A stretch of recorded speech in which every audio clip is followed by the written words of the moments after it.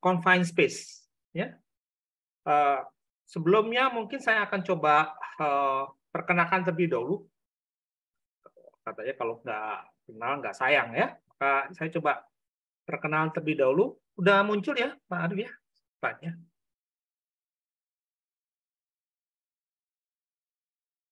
Oke, nama saya Yus Hadi Pane.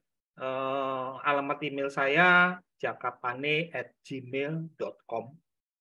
Dan nomor HP atau nomor WA saya di 0811852855. Ya. Jadi anytime kalau ada yang mau tanya atau mau ada yang mau sharing, silakan kontak ke saya. Dari sisi pendidikan formal, saya S1 dalam bidang chemical engineer atau teknik kimia, juga dalam bidang kemis dan dalam bidang ekonomi. Kemudian saya lanjutkan di S2 saya dalam bidang ekonomi manajemen. Itu yang formal, yang informal sebenarnya banyak, tapi ya saya mau coba untuk yang lebih formal. Pengalaman kerja yang saya ambil satu dari sekian banyak yang relatif paling lama. Saya pernah menjadi EHS Manager untuk 3 negara, Indonesia, Malaysia, dan Singapura, di perusahaan kimia namanya Dow Chemical Company. Ini perusahaan kimia terbesar di Amerika. Ada beberapa pabriknya, ada di Indonesia, ada beberapa, ada 3, kemudian di Malaysia, di Singapura. Saya di sana kira-kira hampir sekitar ya berapa ya, 19-20 tahunan lah gitu. Selain di dalam bidang kerja, seperti tadi juga disebutkan bahwa saya memimpin satu organisasi yang namanya Asosiasi Ahli K3 Kimia Indonesia. Itu ada beberapa anggotanya yang rata-rata mungkin nanti sedikit aja saya coba jelaskan. Kompetensi saya ya udah saya sekarang umur sekitar 67 lah, 67 tahun. Jadi saya mulai kerja tahun 79. Saya pensiun tahun 2009. Tapi tidak berarti bahwa saya pensiun secara resmi kemudian tidak ada aktivitas, ya. Tetap menimba ilmu segala macam, sehingga saya bisa mengumpulkan beberapa kompetensi, ya. Baik itu dalam bidang quality system management ISO 9000, kemudian saya punya juga sertifikat ahli K3 umum, ahli K3 kimia, ahli K3 lingkungan kerja, sebagai AIS auditor, SMK 3 auditor, kemudian train of trainer di level 4, responsible auditor, karena dulu saya juga sebagai salah satu pendiri daripada Responsible Care Indonesia. Ya.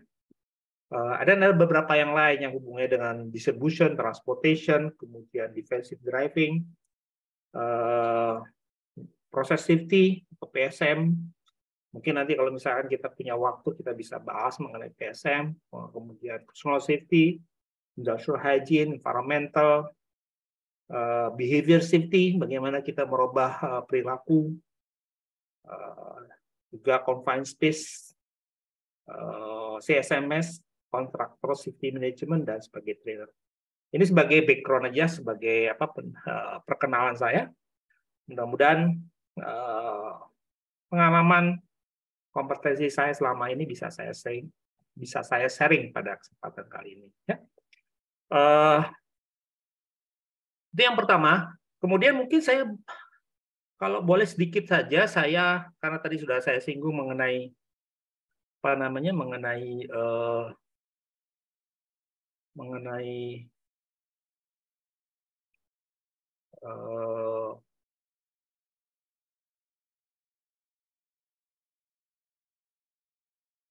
asosiasi. Mungkin saya sedikit aja menyinggung mengenai asosiasi, ya. Bentar.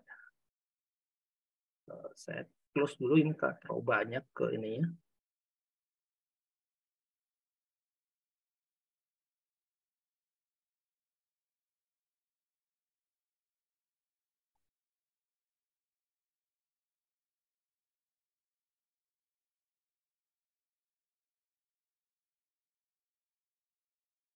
Atau mungkin nantilah saya akan sedikit sharing mengenai mengenai asosiasi nanti. Oke, kita masuk aja dalam materi yang utama. Bentar, saya kembali dengan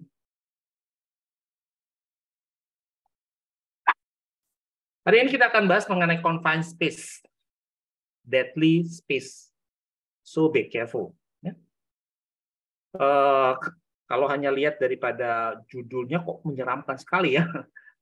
Ini deadly space, kemudian wah ini apa deadly? Kenapa kok deadly space gitu kan? Kenapa kok ruangannya itu mematikan? Ya? Nanti kita akan sedikit bahas mengenai hal-hal ini. Ya. Kalau saya ambil statistik secara keseluruhan di Jagat Raya ini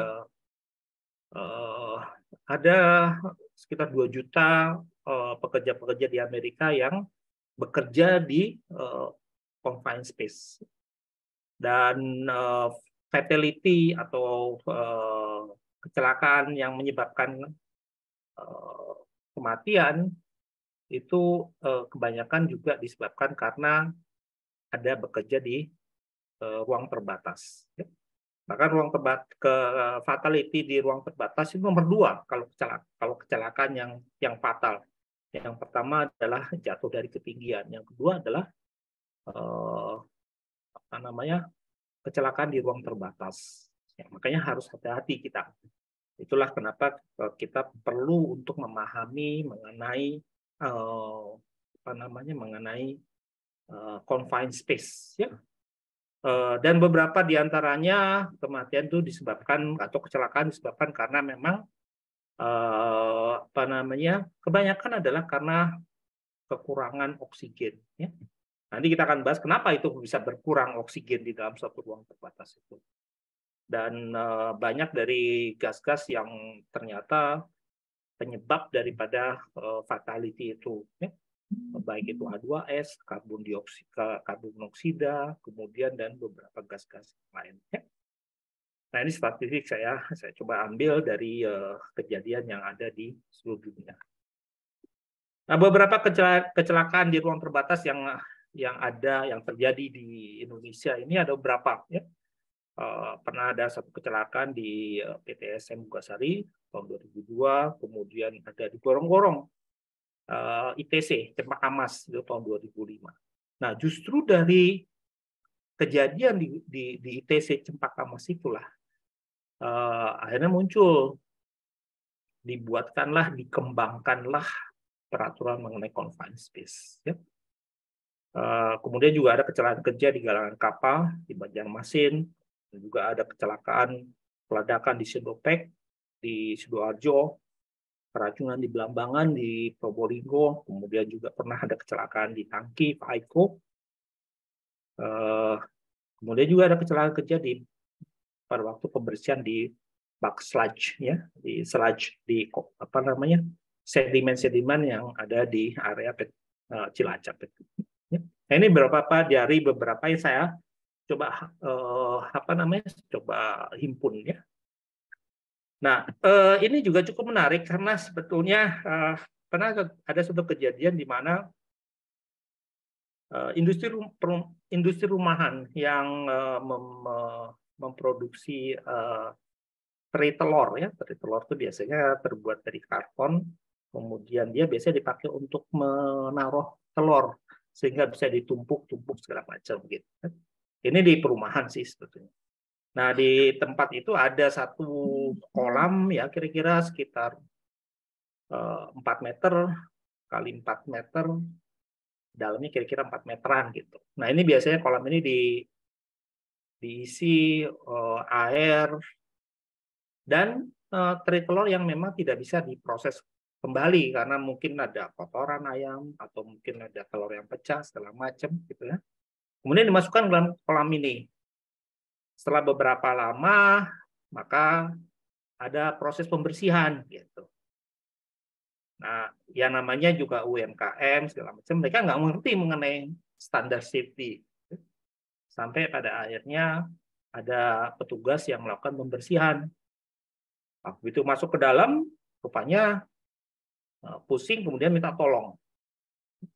Karena ini berdekatan dengan tetangga di sekitarnya, maka teriakan itu didengar. Gitu. Maka ada yang menolong. Begitu udah penolong itu sampai ke bawah juga sama kondisinya. Dia juga pusing, kemudian minta tolong.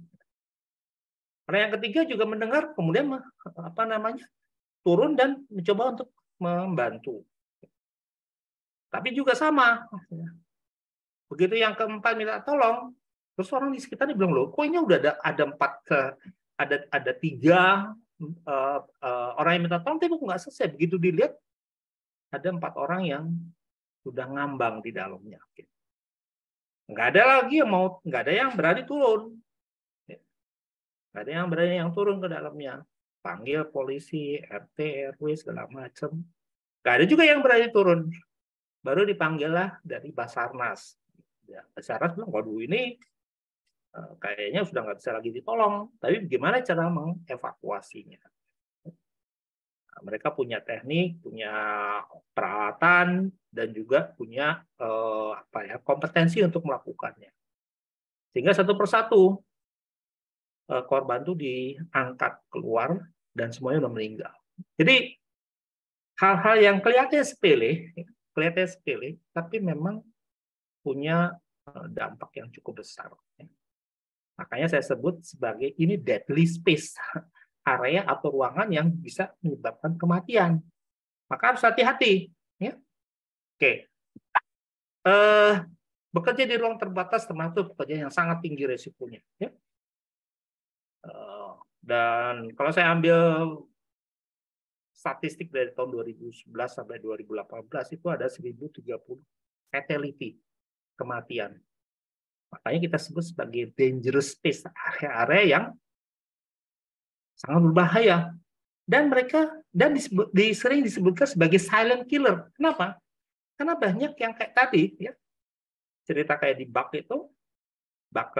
penampung limbah itu ya, nggak tahu tiba-tiba tiga-tiganya atau empatnya itu ya, yang 4 orang semuanya meninggal, nggak ada ceritanya kenapa ini. Ya. Nah, ada satu message yang dulu pernah tempat kerja saya itu selalu ingatkan, if you can do it safely, don't do it. Jadi kalau kita nggak bisa melakukannya pekerjaan itu dengan safety, dengan tingkat keselamatan yang tinggi, don't do it. Jangan lakukan. Ya. Karena apa? Karena risikonya tinggi. Gitu. Apalagi hubungannya dengan confined space. Ya. Ini area yang berbahaya, yang mematikan, yang deadly space. Ya. Oke. Saya ambil sedikit aja mengenai peraturan. Ya. Terus terang pada waktu saya mulai kerja di perusahaan Indochemical di tahun 91,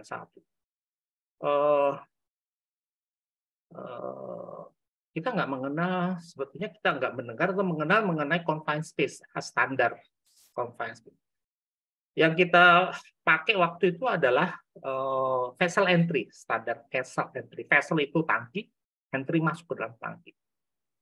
Ya, saya atau kami berpikir bahwa perusahaan-perusahaan migas, minyak dan gas, kimia, petrokimia, ya banyak menggunakan tangki, ya, bak, tangki segala macam.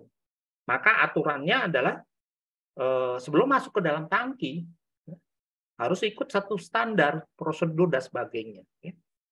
Maka waktu itu memang banyak difokuskan kepada tangki, gitu. Ya. Masuk ke dalam tangki. Makanya standarnya kita sebut sebagai vessel entry, masuk ke dalam tangki. Tapi pada perkembangannya ternyata meluas, ya, bukan hanya vessel. Gitu. Maka OSHA di Amerika menerbitkan satu standar mengenai safety itu di OSHA 29, CFR 1910 ini mengenai safety. Di 146.146 ini khusus untuk mengenai confined space. Ya. Di peraturan di kita sebetulnya ada yang berhubungan, ya, artinya yang mengkaitkan dengan bekerja di ruang terbatas. Ya. Di Undang-Undang 1 di pasal 3 ayat 1 itu mengenai bekerja dalam ruang tertutup. walaupun memang tidak didefinisikan secara tepat mengenai ruang terbatas. Kemudian di Kemenaker SE 117 ini mengenai tahun 2005, pemeriksaan menyeluruh terhadap aspek K3 di pusat perbelanjaan, gedung bertingkat, tempat-tempat publik dan lain-lain. Ya, itu juga ada. Kemudian di SNI 0229/1987 mengenai keselamatan kerja dalam ruang tertutup. Ya. Masih dalam ruang tertutup, belum lebih spesifik mengenai. Baru setelah itu tahun 2006 ada keputusan Dirjen Binawas mengenai pedoman K3 di ruang terbatas. Jadi udah lebih spesifiknya lagi. Ya memang ini hubungannya dengan adanya satu kecelakaan di ITC tadi yang tahun 2005. Oh iya, kita nggak ada nih ruang itu apa gitu kan. Maka muncullah peraturan mengenai ruang terbatas. Oke. Nah, kita mau bahas mengenai ruang terbatas ya. Ada beberapa yang akan kita bahas mengenai apa itu ruang terbatas, risiko-risikonya, bahan-bahan kimia yang ada di sana, kemudian prosedur-prosedur administrasi, operasi, APD apa yang kita pakai, kemudian gas detector, breathing apparatus, dan mengenai ventilation. Ini akan kita coba sedikit bahas kesempatan kali ini. Ya. Oke, yang pertama mengenai apa itu confined space, apa itu ruang terbatas. Ya. Ruang terbatas itu didefinisikan harus ada 3 kriteria dan harus tiga-tiganya ada. Yang pertama adalah akses keluar masuknya terbatas. Yang kedua adalah dia bisa dimasuki oleh orang. Jadi kalau ada ruangan yang nggak bisa dimasuki oleh orang, maka dia nggak termasuk sebagai ruang terbatas. Karena apa? Karena standar ini, standar safety, standar dari keselamatan ini adalah untuk melindungi orang. Makanya masuk sebagai personal safety, ya, perlindungan kepada orang. Jadi kalau orang nggak bisa masuk, maka bukan orang yang akan kita lindungi, gitu ya. Dan yang ketiga, ruangan ini, space ini bukan tempat kerja yang permanen. Artinya kita masuk kalau memang ada satu pekerjaan atau apa, bukan tempat yang memang sehari-harinya kita diami dan sebagainya, ya. Nah, ini jadi ada 3 kriteria dan tiga-tiganya harus termasuk di situ, ya. Oke. Nah,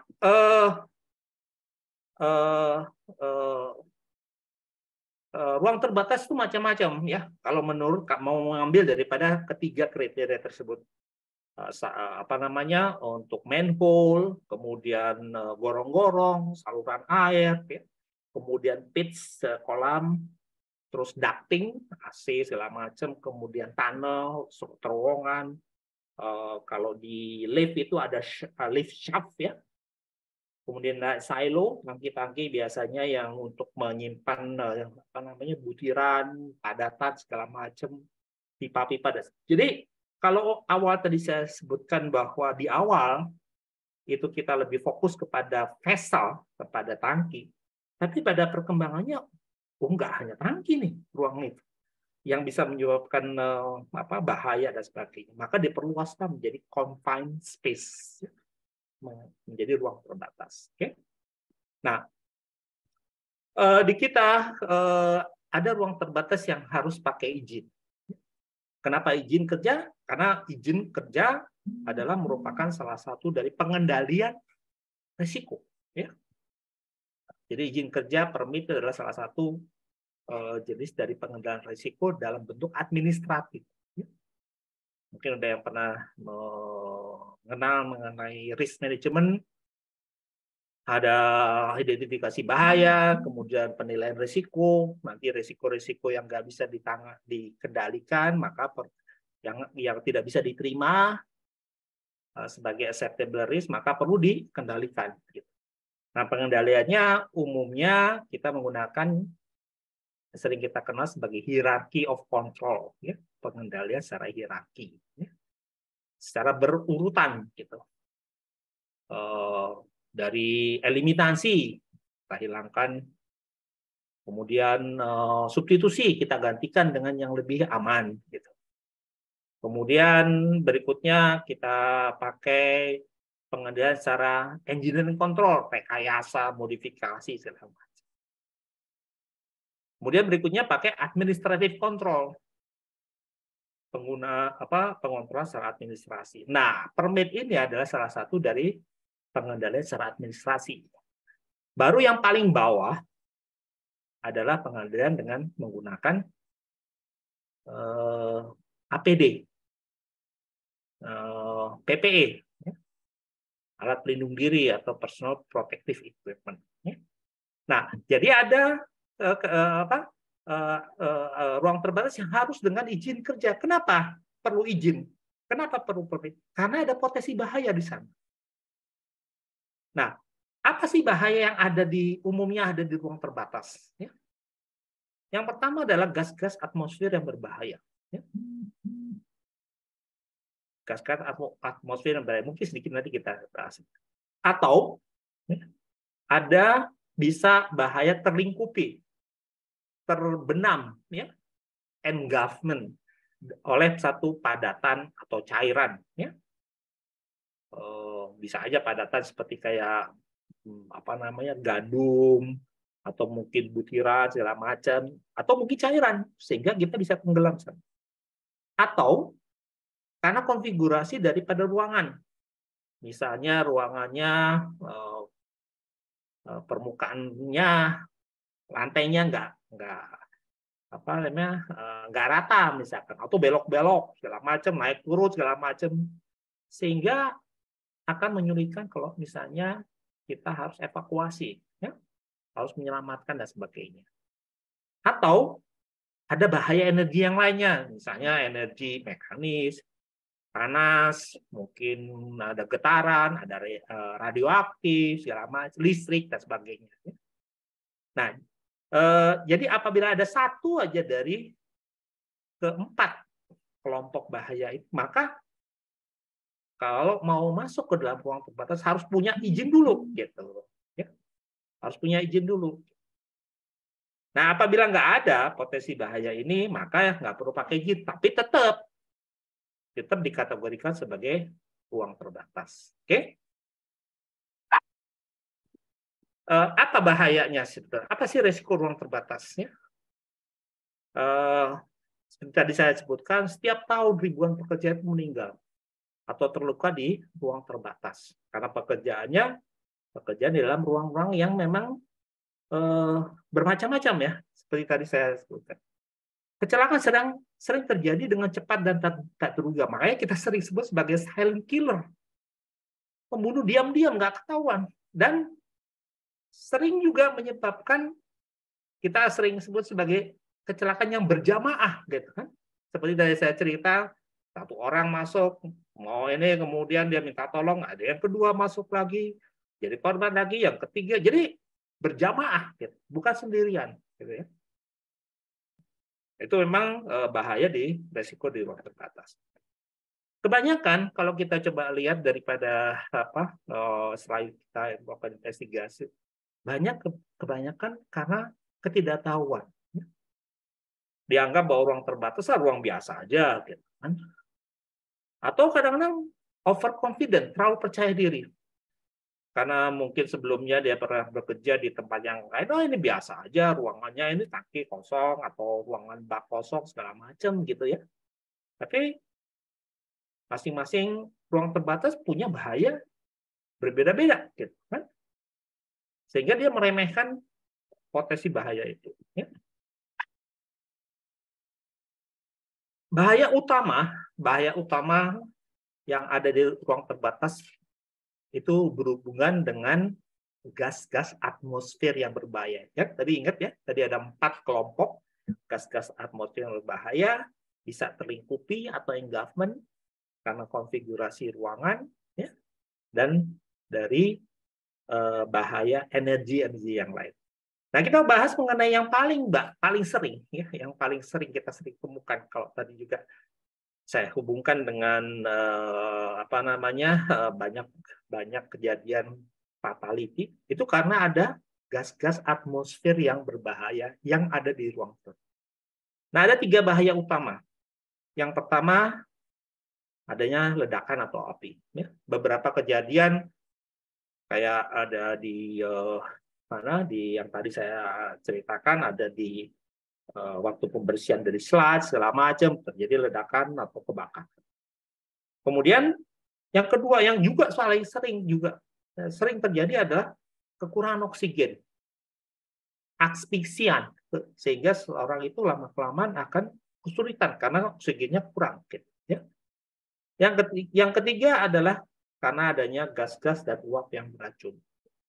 Mungkin seperti yang tadi saya ceritakan di awal, ada orang yang masuk ke dalam bak, kemudian baru masuk situ udah tercium bau, mungkin sesak napas, mungkin aja situ ada gas yang beracun. Kan? Nah ini adalah 3 bahaya utama yang paling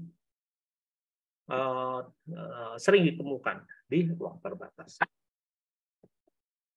Ada bahaya-bahaya yang lain sih sebetulnya ya. Tadi seperti saya bilang tadi ada yang mungkin terkurung, engulfment, terendam, ada kondisi cuaca, ada suhu yang tinggi, kecelakaan medis, mungkin bisa jatuh dari ketinggian, kebisingan, ya. Ada mekanis, bahan kimia dan sebagainya, banyak sebetulnya. Ya. Tapi kalau kita lihat dari yang paling umum kecelakaan itu disebabkan karena ada gas-gas atmosfer yang berbahaya. Ya. Oke, nah dari situ maka kita akan coba fokus ke dalam gas atmosfer, ya. Kalau kita mau tahu mengenai apa sih gas-gas yang ada di situ, ya, yang hubungannya dengan kimia, ya, maka yang pertama kali kita tanyakan, kita perlu ketahui adalah gas apa yang ada di dalam ruang terbatas itu. Ya. Kemudian dari mana gas itu? Apakah ada yang bocor atau mungkin ada sisa dari bahan atau apa? Dari mana asalnya gas itu? Kemudian apa bahaya gas itu? Apakah bahayanya bisa menyebabkan ledakan? Apakah bahaya keracunan? Apa bisa menyebabkan kadar oksigennya turun dan sebagainya? Ya. Jadi kita harus tahu bahayanya. Ya. Terus dari situ kemudian yang perlu kita ketahui apa? Batas apa yang aman? Oksigen berapa sih batas yang aman dari oksigen buat kita untuk kerja di dalam ruang terbatas? Kalau bahaya dari gas yang mudah terbakar, batas amannya berapa? Gitu. Kalau gas-gas yang beracun, gas-gas beracun apa dan apa ini batas amannya apa? Sehingga kita bisa membandingkan antara kondisi di dalam ruang terbatas itu dengan batas aman. Kalau nggak aman, ya kita nggak boleh kerja, gitu kan? Kalau kita nggak tahu batas amannya, cuma tahu, wah ini konsentrasinya sekian, terus berapa batas amannya? Gitu. Ya, makanya perlu kita tahu batas amannya berapa, sehingga kita bisa bandingkan apakah aman atau enggak. Gitu. Kemudian kemana gas itu bergerak? Apakah gas itu akan naik ke ke ke ke ke atas misalkan ya. Kalau densitasnya, kalau berat jenisnya lebih kecil dari udara, ya dia akan naik ke atas. Kalau gasnya itu lebih berat dari udara, maka dia akan turun ke bawah, akan berada di bawah. Gitu. Nah, orang-orang yang kalau misalkan banyak kerja di atas, maka kalau gasnya lebih ringan dari udara, maka mereka lebih banyak berpotensi terpapar dengan konsentrasi gas yang tinggi. Sebaliknya kalau banyak yang kerja di bagian bawah, ya, dan gasnya itu lebih berat dari udara, maka mereka yang potensi terpaparnya lebih besar. Gitu. Dan nanti bisa kita juga untuk melakukan pengecekan, melakukan tes. Kalau gasnya lebih ringan dari udara, maka perlu kita ambil sampelnya di atas, di bagian atas daripada ruang terbatas itu. Kalau gasnya lebih berat dari udara, maka kita harus ambil juga di bawah. Kalau gasnya lebih ringan dari udara, kita ngambil di bawah, ya mungkin tidak mewakili. Sebaliknya juga apabila gasnya lebih berat dari udara, kita hanya ngambil di atas. Yang mungkin tidak mewakili ya, karena konsentrasinya akan lebih banyak di bawah. Ya. Nah, itu kenapa kita perlu tahu kemana gas itu bergerak. Kemudian kalau memang ternyata ada gas-gas yang tidak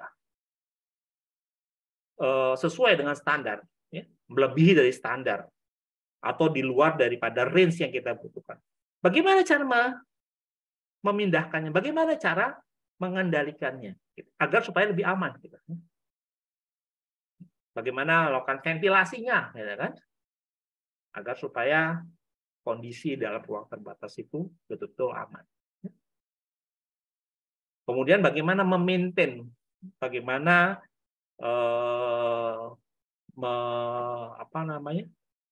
agar supaya ruangan itu tetap gitu kan, jangan naik turun naik turun naik turun, wah kita repot juga gitu ya. Nah ini yang harus kita ketahui. Nah kalau kita tadi bicara mengenai oksigen, ya oksigen itu di ruang terbatas di dalam atmosfer ambient itu antara 19,5 sampai 23 ya. Nah kita harus memaintain nih, kalau di bawah 19,5 atau di atas 23 ya jangan masuk. Karena bisa aja nanti lama-kelamaan akan turun misalnya. Wah, padahal kita butuh oksigen. Ya. Nah, ini untuk oksigen. Nah, oksigen itu bisa berkurang atau bertambah. Berkurang itu bisa disebabkan karena berkurangnya oksigen itu kita sebut sebagai asfisian. Asfisian, berkurang oksigen bisa karena proses fisika atau proses kimia. Proses fisika misalkan karena ada kebocoran gas lain, maka oksigennya akan terusir, makin lama makin menurun. Atau karena ada konsumsi, misalnya kita pakai, kita hirup, ya maka akan ada pengurangan. Atau ada proses pembakaran, maka oksigen juga akan terpakai. Proses dari fermentasi, ya bakteri juga butuh oksigen, maka terpakai. Berkurangnya oksigen karena proses kimia, misalkan ada karat, ya itu juga akan berkurang. Ya, nah ini kebutuhan dari oksigen kita. Kemudian untuk gas-gas yang beracun, ya, ini yang paling sering dikhawatirkan oleh perusahaan-perusahaan industri kayak pertambangan, migas segala macam adalah H2S, gas hidrogen sulfida. Ya. Ini gas yang sangat beracun dan mematikan. Dia nggak berwarna, dia lebih berat daripada udara pada kondisi konsentrasi yang tinggi, dan dia mudah tersebar melalui angin. Pada konsentrasi yang rendah, 0,2 sampai ya kira-kira sekitar 10 ppm masih bisa tercium baunya. Baunya bau busuk. Baunya bau busuk. Tapi begitu dia naik konsentrasi sampai di atas 100 ppm, maka indera penciuman kita udah nggak bisa lagi mencium. Nggak bisa membedakan antara bau busuk dengan enggak gitu. Padahal di atas 100 ppm itu udah pada konsentrasi yang membahayakan. Makanya kadang-kadang orang kalau ada kebocoran dari H2S begitu tinggi nggak akan tercium karena sensor penciuman di hidung itu udah sementara mati gitu. Kalau sensornya mati maka nggak bisa lagi membedakan antara bau dan tidak. H2S juga bersifat korosif. Ya. Maka itu yang dikhawatirkan oleh perusahaan-perusahaan kayak kimia, migas, segala macam bisa aja. Kalau bahannya kimianya ada mengandung H2S, bisa aja ada kropos, ada korosi, dan segala. Selain gas yang beracun, dia juga mudah meledak. Batas bawahnya itu 4, atau kita sering dengar kayak LEL, low explosive limit, itu 4,5% sampai UEL, upper explosive limitnya adalah 45%. Jadi cukup lebar. Dan kebanyakan dari gas H2S itu bisa dideteksi dengan gas detektor. Kita sedikit bahas mengenai gas detektor ya. Jadi pada konsentrasi dia 100 ppm itu panca indera penciuman kita udah rusak, sehingga kita nggak bisa menciumnya. Dan kalau nggak bisa mencium, makin lama makin tinggi, makanya kita udah nggak bisa mendeteksi, ya. Dan sudah mulai pada konsentrasi yang berbahaya, bisa menyebabkan orang nggak sadar, mungkin fatal terus-menerus 1 jam. Atau kalau di atas 700 sudah bisa langsung nggak sadar dan bisa langsung meninggal. Ini bahaya daripada gas H2S yang beracun. Ya. Kemudian juga ada gas yang beracun lainnya adalah CO, karbon monoksida. Ya. Karbon monoksida itu adalah gas yang beracun dan dia bisa juga menyebabkan asphyxian atau mengusir oksigen dengan secara kimiawi. Prosesnya adalah proses kimiawi. Batas amannya ada sampai pada 30 ppm. Ya. ppm itu pemilih 1/1.000.000. Jadi 30 per sejuta itu masih dalam level yang aman. Tapi mulai naik, meningkat sampai 1000 ppm udah mulai menyebabkan orang tubuh mual, bingung, segala macam. 2500 ppm udah menyebabkan orang nggak sadar. 4000 ppm udah fatal, bisa meninggal. Nah, gas CO ini bukan gas yang berbau, nggak kayak H2S. Jadi kita nggak bisa mendeteksi bahwa oh, kita mencium nih, karena dia nggak berbau, nggak berasa, nggak berwarna, jadi nggak bisa kita deteksi. Ini bahaya daripada CO. Ya. Kemudian ada gas-gas yang mudah terbakar, ya. Yang tadi oksigen, kemudian kedua adalah gas beracun dan adalah gas-gas yang mudah terbakar. Ya. Nah, gas yang mudah terbakar kita mengingat ada prinsip dari segitiga api, ya. Ada oksigen, ada bahannya, ya, dan ada panas. Nah, ketiganya itu bisa menyebabkan api kalau ada reaksi kimia. Ya. Kalau ada reaksi kimia. Reaksi kimia antara oksigen dengan bahannya, bahan yang bisa mudah terbakar itu. Ya. Itu yang makanya kita sering sekarang mengenal sebagai tetrahedron of fire. Tetra itu 4, hadron untuk area atau unsur yang bisa menyebabkan api. Ya. Nah, dari situ kita bisa melihat apa yang kita sebut sebagai LL, low explosive limit, adalah konsentrasi minimum gas yang ada di udara atau dengan oksigen yang bisa diledakkan. Itu LEL, low explosive limit. Kemudian ada UEL, upper explosive limit. Ya, ada konsentrasi maksimum gas yang dengan oksigen, dengan udara yang bisa dapat kita ledakan. Ya. Jadi hanya pada 2 batas itu, antara batas bawah sampai batas atas. Di bawah batas bawah, di atas batas atas, maka bahan tersebut tidak bisa meledak atau terbakar. Ya. Ini prinsip daripada campuran gas dengan udara. Ya. Salah satu contoh misalnya gas yang mudah terbakar adalah metan, CH4. Ya. Nah, CH4 itu batas bawahnya adalah di 5%. Dan batas atasnya adalah di 15%. Jadi kalau di bawah 5%, antara gas metan dengan campuran dengan udara nggak bisa terbakar. Atau di atas 15% juga nggak bisa terbakar. Di bawah 5% kita sebut sebagai too weak atau terlampau kurang. Atau di atas 15% kita sebut sebagai too rich. Ya.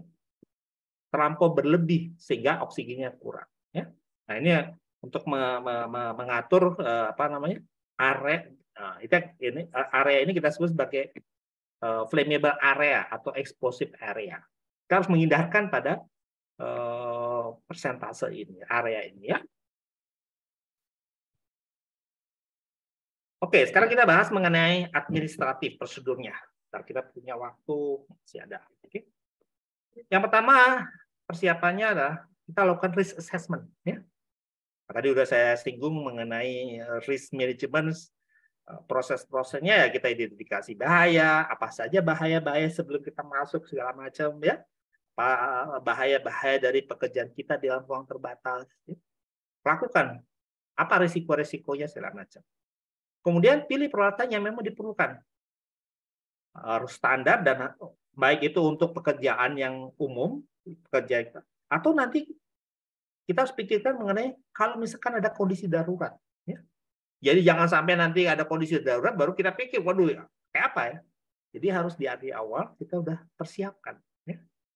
Kemudian untuk bekerja di dalam ruang terbatas yang ada bahayanya, maka harus kita punya izin kerja. Izin kerja harus yang jelas. Kita mau ngapain di dalamnya?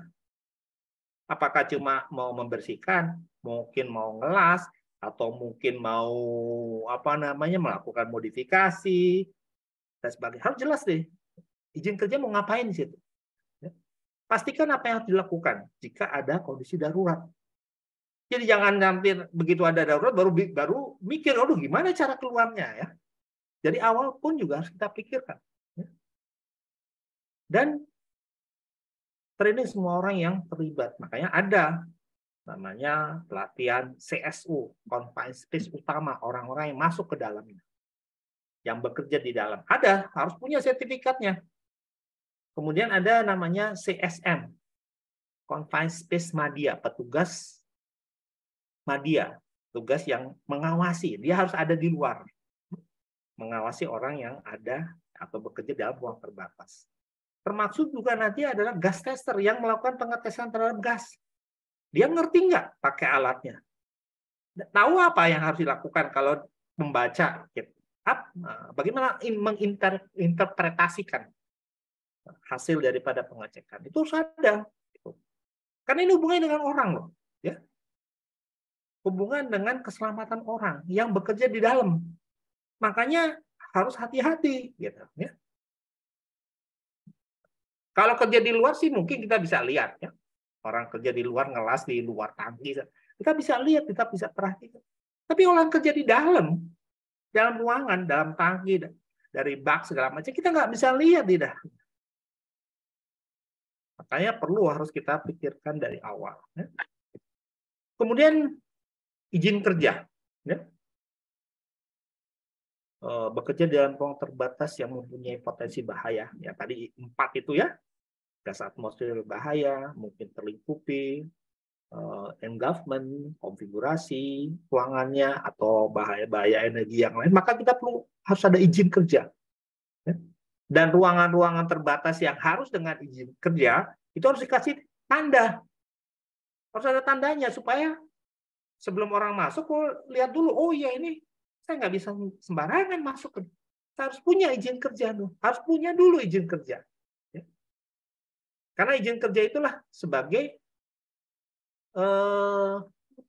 garansi gitu ya, untuk keamanan yang mau masuk ke dalamnya. Orang yang kerja di dalamnya. Apa izin kerja itu ada di sana mengenai pengamanan yang harus dilakukan apa. Harus jelas juga pekerjaannya mau ngapain sih di dalam itu. Harus jelas juga pekerjaan apa yang harus dilakukan. Kemudian izin masuk ke daerah yang itu harus ada untuk siapa yang akan memberikannya. Ya. Mungkin harus ada izin kerja yang lainnya. Sebagai contoh misalnya, dalam ruangan kita mau ngelas. Ya. Maka pekerjaan las itu termasuk sebagai pekerjaan hot work, pekerjaan panas. Nah, kita juga punya izin kerja permit untuk pekerjaan panas gitu. Karena beda kalau misalkan kita masuk ke dalam untuk misalkan membersihkan ya. Membersihkan tangki, ya kita punya izin kerja yang lain gitu kan. Jadi harus ada 2, minimum 2. Kita harus memenuhi semua instruksi sesuai dengan apa yang kita masukkan, kita cantumkan di dalam izin kerja itu. Misalnya katakanlah dalam izin kerja bahwa bekerja dalam ruang terbatas harus nggak boleh lebih daripada 30 menit misalkan. Kita harus ikutin situ. Kan pasti ada alasannya kenapa nggak boleh lebih daripada 30 menit misalnya ya. Izin kerja harus ditunjukkan di tempat sebelum kerja dimulai. Jadi kita harus punya dulu izin kerja. Jangan yaudah nanti aja dah, masuk aja dulu sekarang, nanti sambil kerja sambil kita enggak. Harus punya dulu izin kerja. Karena izin kerja itu adalah merupakan satu bukti bahwa semua itu sudah dikontrol ya. Risikonya segala macam. Oke.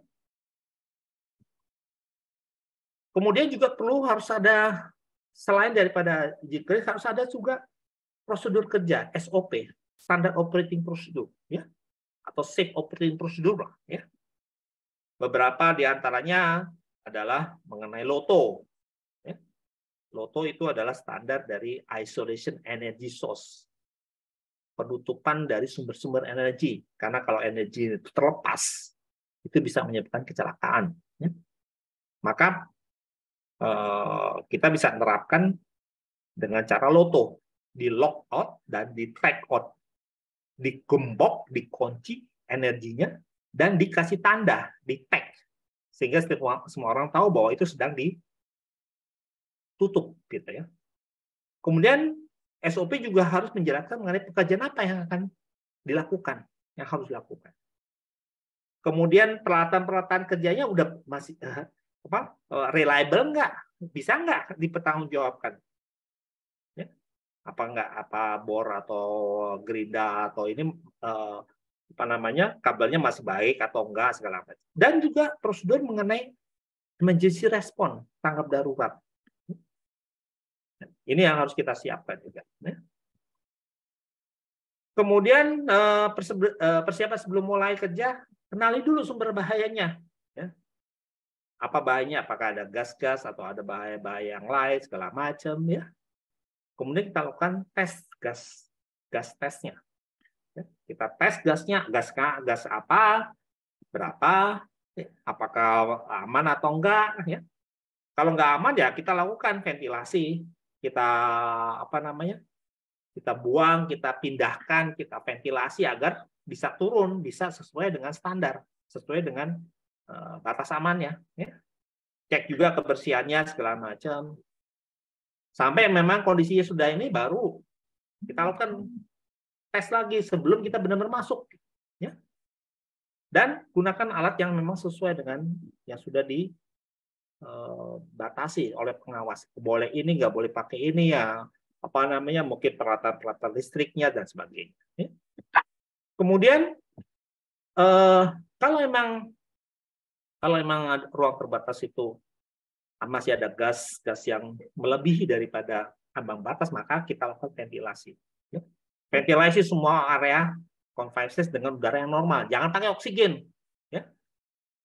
Udara normal sesuai dengan prosedur bila tidak ada bahaya yang terdeteksi. Ya. Kemudian bila memungkinkan bersihkan. Kalau misalkan masih ada sisa-sisa lumpur, sludge, segala macam, yang mungkin bisa aja mengeluarkan gas berbahaya, itu bisa dibersihkan dulu sebelum kita masuk, ya. Bisa pakai steam dengan air atau mungkin pakai apa sesuai dengan SOP. Nah, cara ventilasi disesuaikan dengan tempatnya karena masing-masing ruang terbatas beda-beda. Ada yang mungkin kayak tangki, kayak bak, kayak silo dan segala macam, yang kita nggak bisa pakai satu jenis atau sistem untuk ventilasi untuk semuanya. Jadi harus kita sesuaikan, ya, dengan ruang terbatas. Ini jenis-jenis ventilasi. Ada yang pakai supply ventilation, disupply, didorong, di blow, ya, di tube. Ya. Kemudian ada yang pakai exhaust, dihisap, ya. Pakai ventilator dihisap. Ada juga yang menggunakan dual mechanism ventilation. Jadi sambil dituyuk juga dihisap. Nah, ini terutama untuk kontaminan yang memang punya lebih berat dari udara segala macam. Ini yang paling efektif. Tapi harus perlu dihitung juga nanti kapasitas dari ventilatornya segala macam agar supaya memang efektif, ya. Kemudian APD. Ini hal yang paling penting untuk APD. Apa yang dibutuhkan? Yang pertama adalah jelas karena kita bekerja dalam ruang terbatas dan ada bahaya utama yaitu gas, maka kita perlu punya gas detector untuk mendeteksi dan mengukur, ya, untuk mendeteksi dan mengukur. Kemudian juga seperti tadi saya jelaskan bahwa banyak hal-hal yang kita nggak pernah duga dalam ruang terbatas itu. Maka itu kita persiapkan mengenai peralatan emergency kayak breathing apparatus, peralatan untuk pernafasan, mungkin juga safety line, harness, segala macam, mungkin pakai tripod, jadi kalau misalkan ada orang perlu minta tolong dari atas, kita bisa tarik dari atas. Nah, ini harus dari awal kita harus siapkan, jangan sampai begitu ada kasus baru kita bingung cara mengeluarkan korban dari dalamnya. APD mungkin ada breathing apparatus, helm, glove, sarung tangan, safety glass, goggles, terus kemudian safety shoes, ya, lampu, pencahayaan segala macam, protective clothing, ya, baju yang perlindungan, earplug, tergantung daripada apa bahaya yang ada di sana. Yang ini harus kita siapkan, ya. Kemudian peralatan lain misalkan untuk tali penurun, ya. Misalkan kita mau itu kan turun dari atas, maka kalau misalkan kita mau mengeluarkan orang dari atas harus kita siapkan, ya. Kemudian barrier, loto, ya, safety lock, gembok segala macam. Mungkin kita perlu road cone, ya, segitiga buat untuk di jalan biasanya. Kemudian kotak obat itu juga harus kita siapkan. Mungkin juga kita siapkan resuscitation aparatus ini untuk kalau misalkan ada yang kalau perlu ada pernapasan buatan harus kita siapkan. Mungkin perlu distress unit untuk memberitahukan kalau memang ada bahaya segala macam. Mungkin perlu kita siapkan juga breathing apparatus control board sehingga kita yakinkan bahwa tabung pernafasan itu cukup, ya. Dan jangan lupa APAR, fire extinguisher. Jangan nanti begitu ada api, wah kebingungan. Ini ada alat-alat yang lainnya harus kita siapkan. Kemudian gas detektor, karena kita berbicara mengenai gas-gas atmosfer. Saya mau minta tambah waktu sedikit lagi, ya. Gas detektor. Kenapa kita butuh gas detektor? Kita makhluk yang sempurna, iya. Tapi kalau kita suruh mendeteksi, apalagi ngukur berapa oksigen, kita nggak bisa. Kalau kita suruh mendeteksi gas CO, karbon monoksida, kita nggak bisa. Kalau kita suruh mengukur kadar dari gas metana, kita nggak bisa. Kenapa? Karena gas-gas tersebut nggak berbau, nggak berwarna, karena panca indera kita nggak bisa mencium kalau nggak ada baunya. Kita nggak bisa melihat kalau tidak ada warnanya. Padahal gas-gas itu adalah gas-gas yang berbahaya. Kalau oksigen itu kurang, berbahaya. Padahal kita nggak bisa mencium atau merasakannya atau melihatnya. Maka kita perlu bantuan alat, ya. Perlu bantuan alat untuk mendeteksi dan mengukur apakah aman atau enggak, gitu, ya. Maka kita perlu gas detektor untuk memonitor kondisi gas, oksigen, explosion gas, gas yang mudah terbakar atau yang beracun. Dia harus bisa menunjukkan konsentrasinya berapa sehingga kita bisa bandingkan dengan mana batas amannya, ya. Dan harus ada pemberitahuan pada kondisi yang nggak aman. Harus ada alarmnya. Alarmnya muncul kalau memang misalkan di luar standar sehingga kita tahu wah ini kondisinya udah berbahaya. Kita harus segera keluar dari ruang terbatas itu, ya. Ini biasanya bekerja dengan dua cara, pakai diffusi atau pakai pompa, ya. Nah, ada 3 jenis sensor yang paling umum. Di barat itu ada beberapa sekarang jadi sensor yang lain. Tapi yang paling umum ada yang namanya electrochemical sensor. Ini ya biasa untuk mengukur gas beracun dan oksigen. Kemudian ada yang sensor katalitik. Ini yang untuk mengukur gas-gas yang mudah terbakar. Dan ada sensor yang paling umum adalah menggunakan infrared, ya. Ini biasanya dipakai untuk mengukur gas-gas hidrokarbon, karbon dioksida, dan untuk gas-gas yang bisa mudah terbakar tanpa perlu oksigen misalnya, ya. Nah, ini beberapa sensor yang paling umum kita pakai. Nah, beberapa kalau kita mau melengkapi atau beli atau ini dengan gas detektor, maka baru beberapa hal yang kita perlukan. Misalkan harus bisa mengukur multi gas, jangan cuma satu gas saja, ya. Gasnya itu ya gas yang oksigen harus bisa mengukur, kemudian gas yang beracun dan gas-gas yang mudah terbakar. Dia harus bisa mengukur gasnya dengan tepat, ya. Karena dia harus akurat supaya bisa kita pertanggungjawabkan nih. Ini kita hubungannya dengan orang loh, ya. Jangan mame nanti dianggap wah ini kira-kira ini enggak bisa kira-kira, ya. Harus memberikan peringatan yang kencang dan jelas. Karena kalau kita kerja di dalam ruangan terbatas, di dalam tangki, tak tok segala macam, wah bunyi kerjaan kita itu jauh lebih itu keras sekali gitu ya. Jangan sampai nanti gas detektornya kalau ada alarm bunyinya cuma pelan, nggak kedengeran gitu ya. Harus mudah dipakai. Harus menunjukkan pembacanya yang jelas ya. Karena dalam ruangan terbatas kan kadang-kadang gelap. Kalau nggak kebaca ya gimana kita bisa tahu gitu ya. Harus mempunyai sensor yang kita sebut sebagai smart sensor yang mudah diganti atau diperbaiki atau misalkan dirawat segala macam.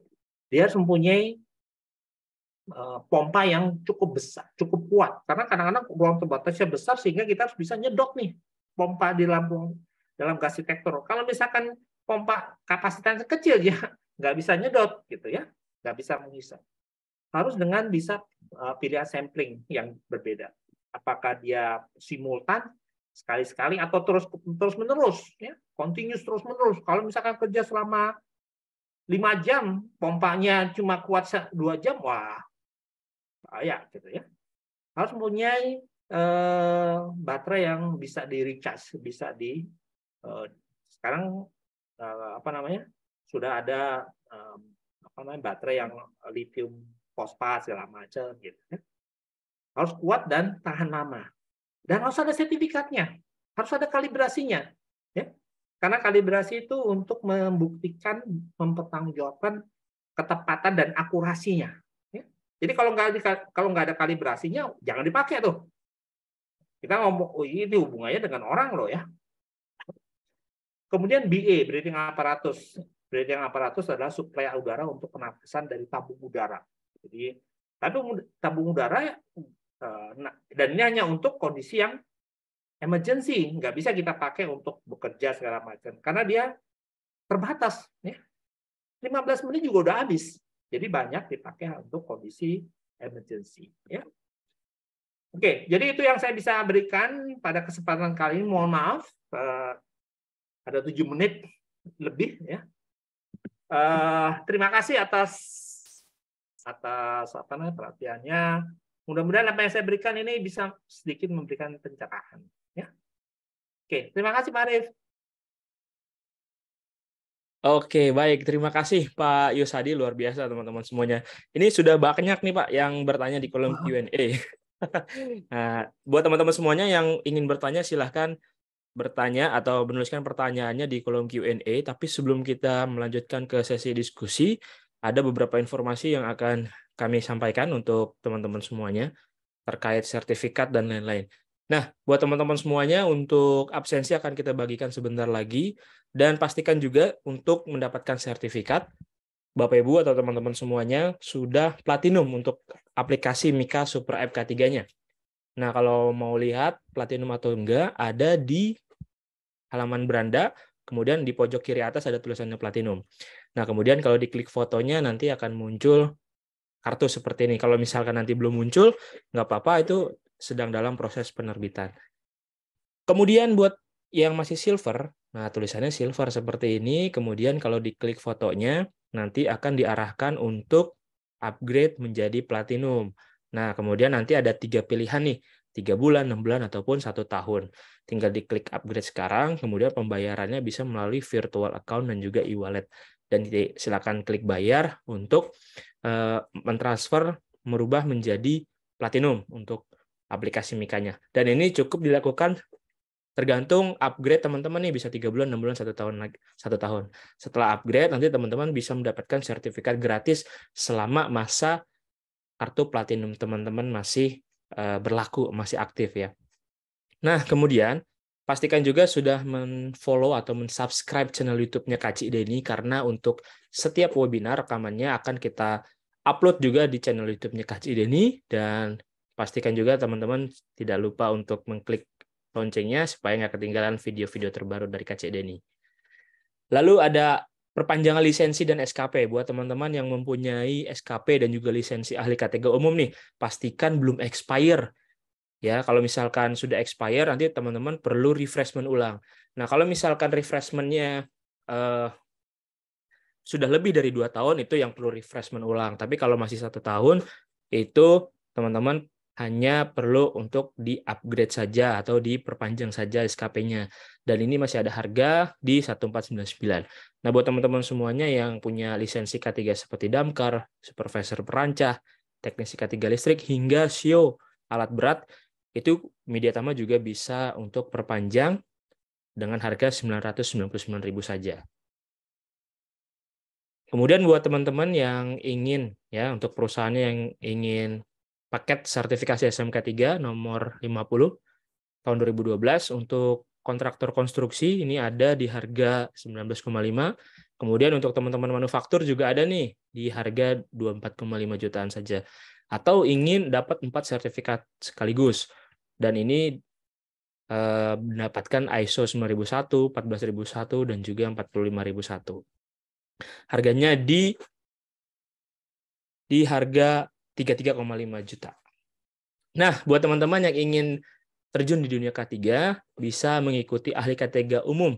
Kita akan running di bulan Juli, karena untuk yang bulan Juni sudah full, dan kita akan running di tanggal 3 sampai 17 Juli, dan ini harganya untuk fresh graduate 5 juta, dan untuk yang perusahaan 6 juta. Dan dapatkan juga untuk diskonnya 100.000 untuk pemotongan harga dengan kode referral. Nah, kalau tadi online, dan ini yang offline nih teman-teman. Dan tatap muka kita akan running di tanggal 21 Juni sampai dengan 6 Juli. Dan untuk di teman-teman di Palembang juga ada, kita akan laksanakan di bulan Juli tanggal 10 sampai tanggal 21. Kemudian buat yang ingin ikut ahli K3 Muda BNSP juga bisa. Nah, kalau yang Kemenaker tadi itu minimal pendidikannya D3. Kalau untuk yang ahli K3 Muda BNSP ini minimal SMK atau SMA. Nah, ini teman-teman bisa mengikuti untuk yang BNSP-nya dan mendapatkan 10 sertifikat tambahan mulai dari awareness firefighting sampai dengan awareness K3 lingkungan kerja.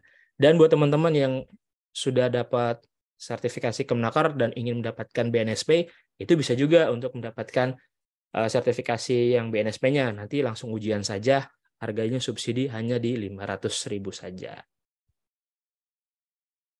Kemudian buat teman-teman yang ingin melanjutkan kembali setelah memiliki ahli K3 umum Kemenaker, kemudian teman-teman bisa melanjutkan menjadi auditor. Nah, ini ada juga untuk pelatihan auditor SMK 3. Kita akan running tanggal 24 sampai tanggal 29 Juli 2023. Oke. Nah, kemudian untuk ahli K3 Muda Lingkungan Kerja juga kita laksanakan, yang tadinya bulan Juni, kita undur menjadi bulan Juli tanggal 10 sampai tanggal 17 Juli. Dan ini harganya masih ada harga early bird ya, sampai tanggal 30 Juni di 8 jutaan saja. Kemudian buat teman-teman teknisi K3 listrik juga ada nih. Dan ini buat teman-teman masih ada harga early bird juga di 4,5 juta. Kalau misalkan teman-teman ada tender perusahaannya, bisa juga untuk mengikuti yang ahli K3 listrik. Kita akan running tanggal 5 sampai tanggal 26 Juli untuk yang ahli K3 listrik. Dan ini masih ada harga early bird-nya di 13 jutaan saja. Kemudian untuk ahli muda K3 konstruksi, kita akan running juga tanggal 3 sampai 8 Juli. Dan ini masih ada harga early bird-nya juga di 3,9 jutaan. Buat teman-teman juga yang misalkan mengawasi perancah nih, nah itu bisa mengikuti supervisor perancah, atau buat yang memasang ataupun juga mencopotnya itu teman-teman bisa mengikuti teknisi perancah. Dan ini kita akan running di bulan Juni. Kalau untuk teknisi tanggal 26 Juni sampai tanggal 1 Juli. Nah, ini masih ada harga, udah lewat ya harga early bird-nya ya. Nggak apa-apa, masih ada harga promo.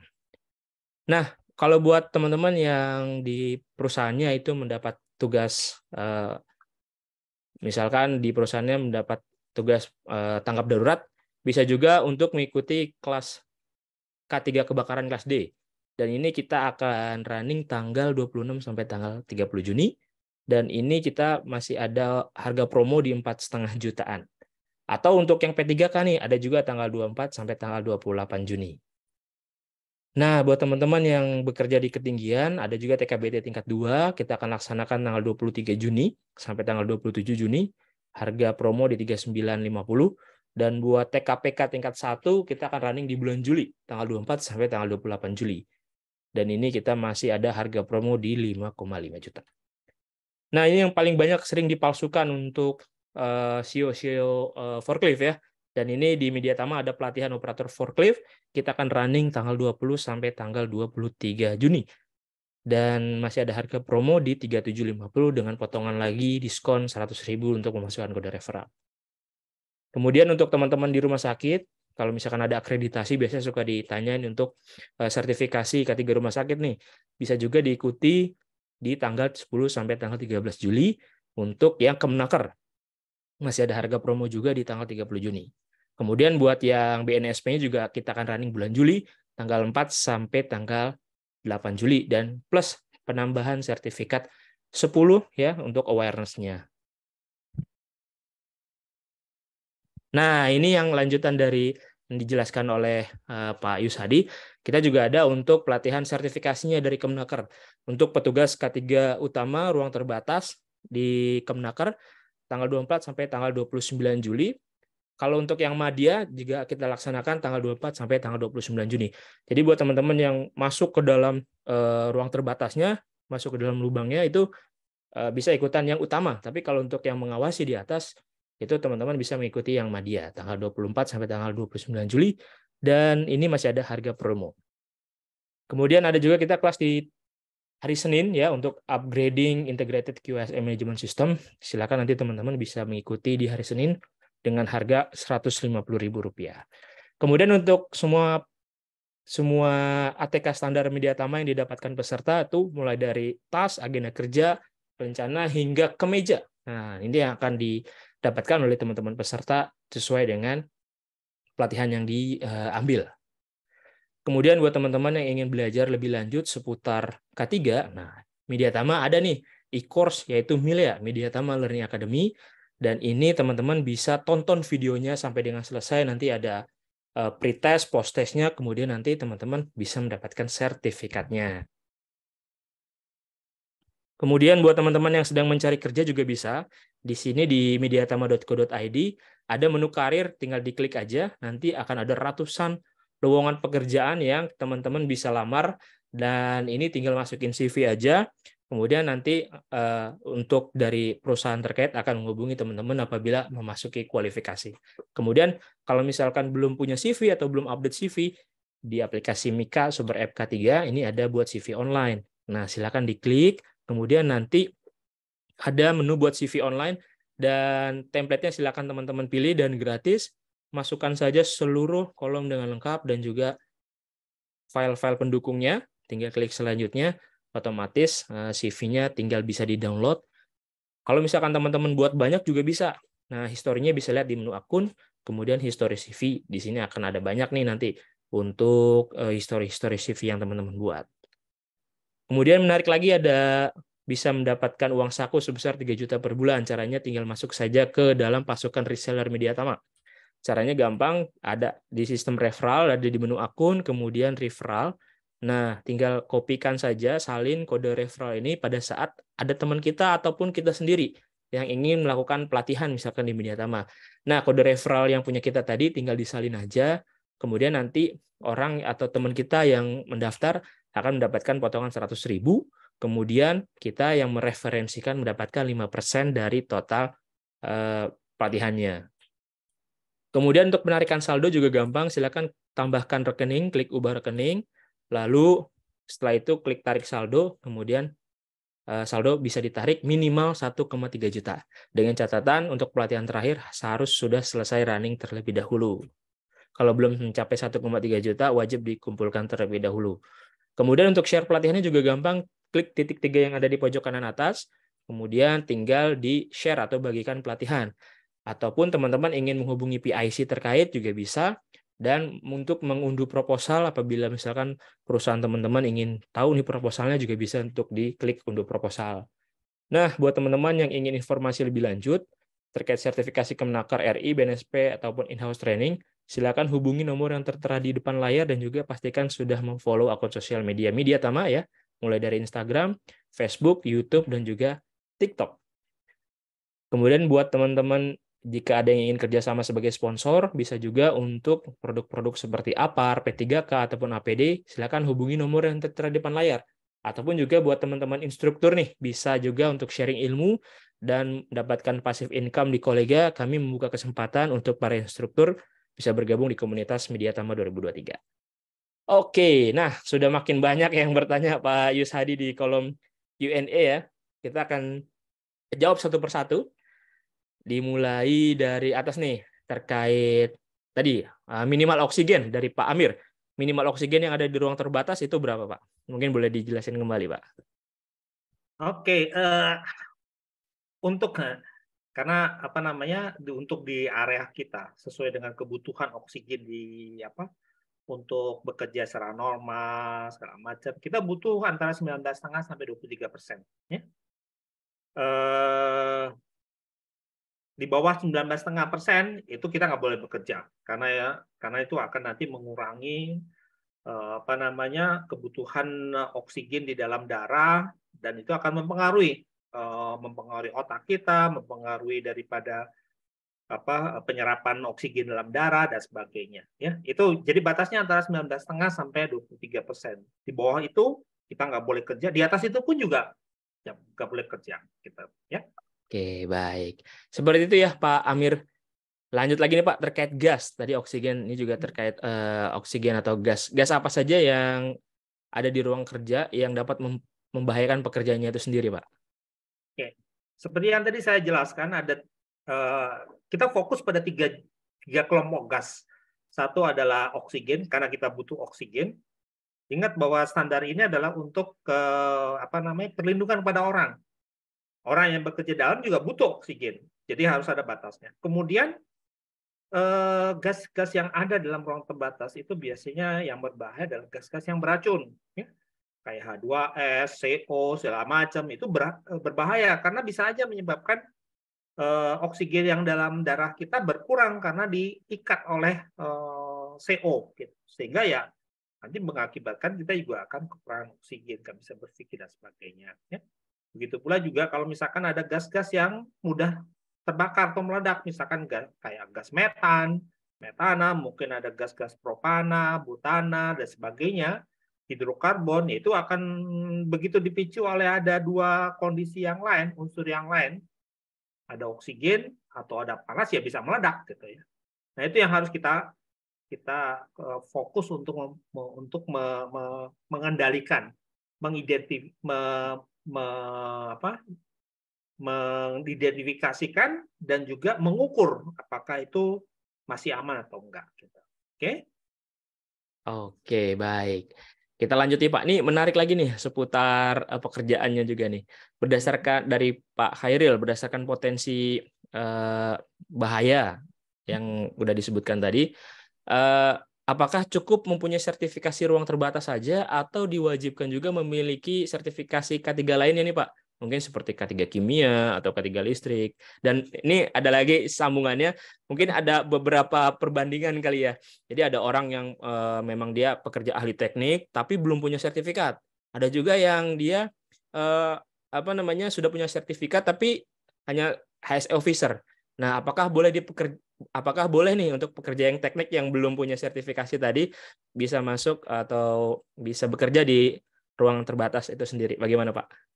Oke, sesuai dengan peraturan yang kita anut ataupun juga sesuai dengan OSHA yang tadi saya sebutkan bahwa karena ada bahaya bekerja dalam ruang terbatas, maka yang masuk yang namanya petugas utama ya, itu harus punya sertifikat karena mereka yang paling tinggi resikonya yang masuk ke dalam. Jadi harus ada sertifikat. Terlepas apakah dia punya ahli K3 kimia, ahli K3 umum, segala macam, ya, 3 listrik, ya di ahli K3 itu tidak dibahas mengenai materi-materi yang kita akan bahas nanti di bekerja. Jadi ada persyaratan khusus yang memang harus dipenuhi untuk bisa masuk ke dalam ruang terbatas. Harus punya sertifikat, ya, sebagai CSU atau CSM yang akan mengawasi di luar gitu ya. Oke, baik. Seperti itu ya Pak Khairil. Kita lanjut lagi. Teman-teman kalau ada yang ingin bertanya, langsung silakan klik raise hand. Nanti kita akan berikan kesempatan untuk bisa bertanya langsung dengan Pak Yushadi. Kita lanjut lagi Pak nih untuk kalibrasi gas detektor. Itu berapa bulan sekali ya Pak untuk kalibrasinya? Dan apabila pekerja memakai scuba itu berapa lama pekerja bisa memakainya? Oke, mengenai kalibrasi, kalibrasi itu ada dua sebenarnya, apa namanya, kalau nanti ikut pelatihan mengenai CSU atau CSM, ada dua jenis kalibrasi. Kalibrasi kita sebut sebagai internal calibration, kita lakukan kalibrasi secara mandiri. Kalau memang kita punya prosedur, punya alat, punya standar gasnya, kita bisa lakukan sendiri. Tapi itu hanya untuk mengkalibrasi outputnya atau pembacaannya. Tapi kalau misalkan outputnya itu sudah, atau sensornya sudah mulai ngaco, ya, maka kita perlu kalibrasi sensornya. Nah, biasanya sensor itu bisa sampai 2 tahun kalibrasi. Sampai nanti sensornya lemah, ya bisa diganti, sensornya harus diganti atau dikalibrasi ulang. Nah, biasanya kalibrasi itu untuk yang eksternal itu bisa berlaku sampai 2 tahun lah, gitu. Ya. Oke, baik. Terus tadi ada satu lagi apa lagi ya? Oh, nih, kalau berapa lama bisa pakainya Pak untuk pekerja tersebut? Oh iya, seperti tadi saya cerita bahwa tabung gas atau breathing apparatus itu bukan untuk bekerja, ya. Dia hanya dipakai untuk kondisi emergency. Jadi nggak bisa untuk bekerja. Kalau bekerja di dalam ruang terbatas nggak boleh pakai breathing apparatus, tabung gas. Nah, kalau memang ternyata kondisinya apa namanya, kita sebut sebagai IDLH, immediately dangerous life and health, itu hanya bisa menggunakan airline. Jadi harus dengan apa namanya, dengan pernafasan langsung dengan menggunakan selang, menggunakan pipa langsung dari luar, ya. Nggak bisa kita bawa masuk ke tabungnya itu ke dalam. Gitu, ya. Itu hanya untuk emergency, nggak bisa kita pakai untuk pekerjaan pekerjaan yang berkelanjutan. Oke, baik. Kita lanjutkan pertanyaan dari Pak Fajar Widianto ya Pak, terkait kalau ada ruang, mungkin seperti pengalaman ini, kalau ada ruangan yang ingin dicor di kedalaman 2,8 meter dan dengan ruangan atasnya terbuka dan oksigennya tercukupi. Nah, apakah itu termasuk ke kategori confined space? Dan apakah perlu juga nih yang bekerja di area tersebut itu harus tersertifikasi confined space utama nih? Oke. Yang pertama mungkin kita perlu cek dulu, perlu klasifikasi apakah itu ruang terbatas atau enggak, gitu ya. Sesuai dengan yang tadi di awal saya. Apakah tiga klasifikasi kriteria itu terpenuhi atau enggak, gitu. Kalau terpenuhi, maka itu ruang terbatas, ya. Nah, selanjutnya baru kita pikirkan apakah ada enggak bahaya di situ, ya. Apakah ada enggak salah satu dari 4 kelompok bahaya itu? Kalau nggak ada, ya kita nggak perlu pakai permit, surat izin kerja, gitu kan. Karena kalau udah pakai surat izin kerja, maka kita perlu juga punya sertifikat untuk masuk ke dalamnya. Jadi itu prosesnya, tahapannya, ya perlu kita konfirmasi dulu apakah itu ruang terbatas atau enggak. Terus kemudian ada nggak bahayanya? Kalau ada bahayanya, maka perlu ada surat izin kerja. Maka perlu harus ada sertifikat, gitu. Ya, oke. Oke, berarti tergantung ya, tergantung potensi ya Pak. Betul, Oke. bahaya apa? Nah, ini ada lagi yang bertanya melalui raise hand, Pak Timothy. Dipersilakan, Pak Timothy. Ya, selamat sore Pak. Selamat Sore. sore Pak Arif.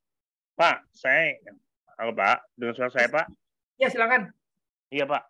Pak, saya mau ingin tanya Pak, bagaimana kita mensosialisasi karyawan-karyawan yang maaf ya, dan low education yang mereka bekerja di area terbatas Pak. Ini kadang-kadang kesulitan kita untuk berkomunikasi dengan mereka. Mereka selalu menganggap bahwa K3, safety biarin aja, yang penting saya bekerja nggak ada masalah, tapi kita nggak tahu ke depannya gitu Pak. Itu Pak. Oke, terima kasih Pak Timothy. Sama-sama. Oke, makasih nih Pak. Memang ini satu challenge ya, satu tantangan juga buat kita. Terus terang beberapa kali saya memberikan pelatihan kepada main kontraktor. Main kontraktor itu hanya memberikan kontrak. kepada subkontraktornya kalau mereka sudah punya sertifikatnya. Gitu.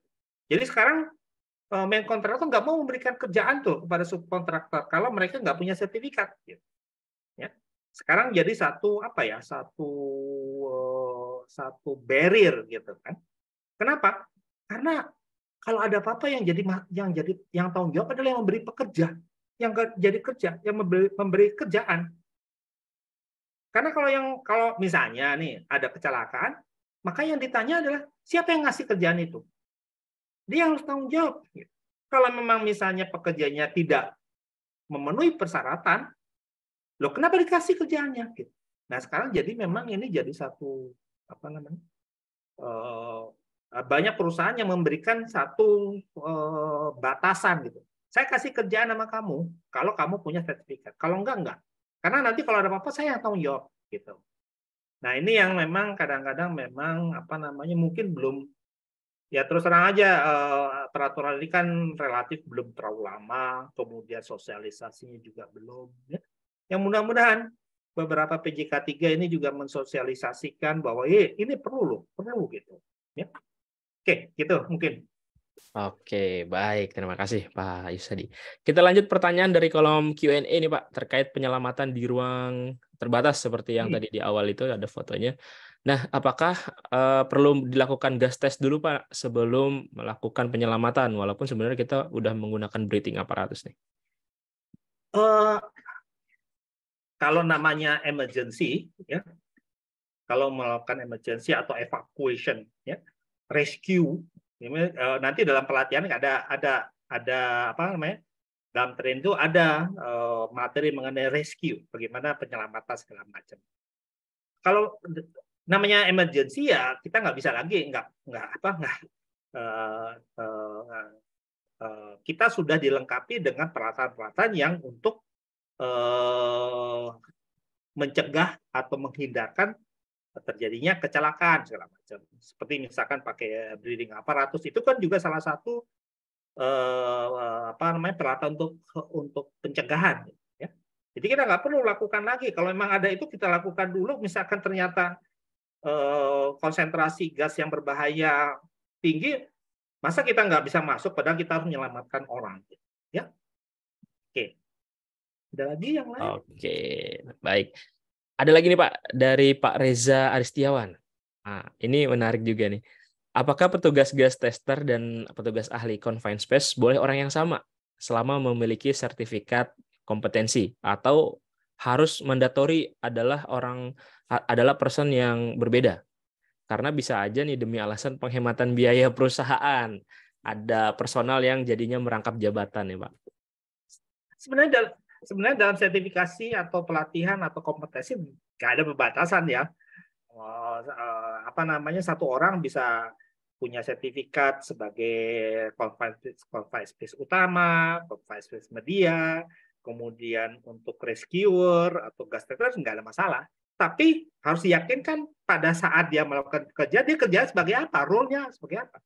Apakah dia pada waktu itu sebagai entrance atau yang masuk ke dalam ruangan, atau pada saat itu di-assign kepada dia sebagai petugas media yang mengawasi, atau dia hanya sebagai gas tester, ya bisa. Tapi jangan pada saat yang bersamaan dia melakukan semua role gitu, sehingga dia yang masuk, dia yang ngawasi, gimana cara ininya. Jadi harus nggak apa-apa, nggak ada masalah, setiap orang punya beberapa kompetensi.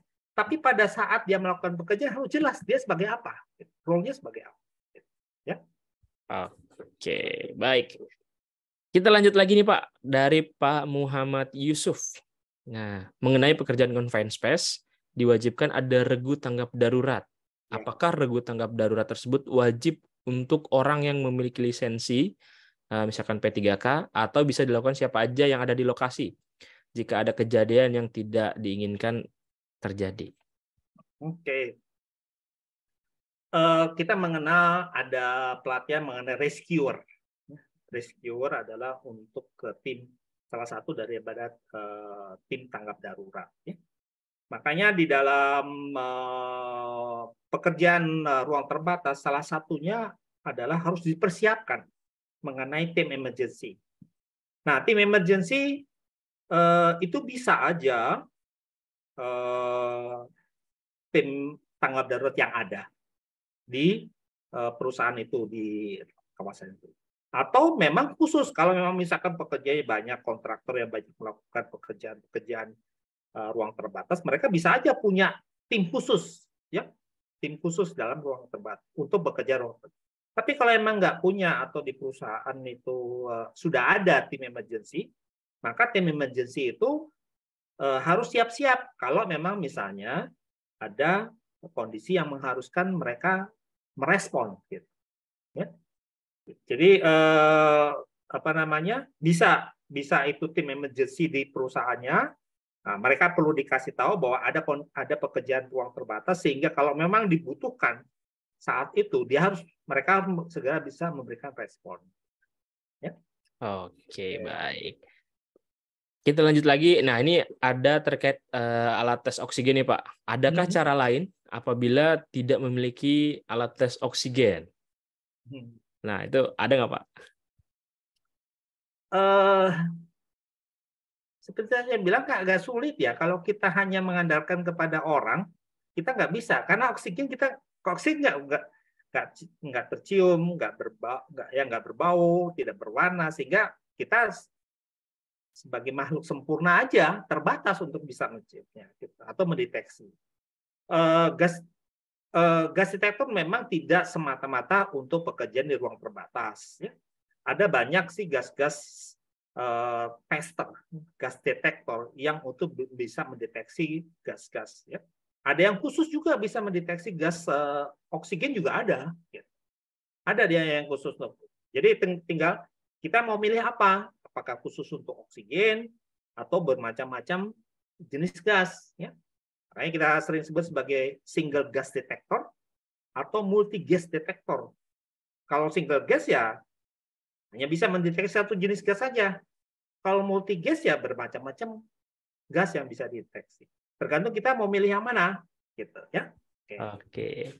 Nah, kalau terkait gas beracun itu sendiri, batas minimal dan kalau tadi kan oksigen sudah diinfokan ya, Pak ya. Kalau untuk gas beracun sendiri minimalnya itu berapa, Pak? Dan ambang batas paling atasnya berapa? Gas beracun kan sebenarnya macam-macam ya gas beracun ya. Ada yang kayak CO ya.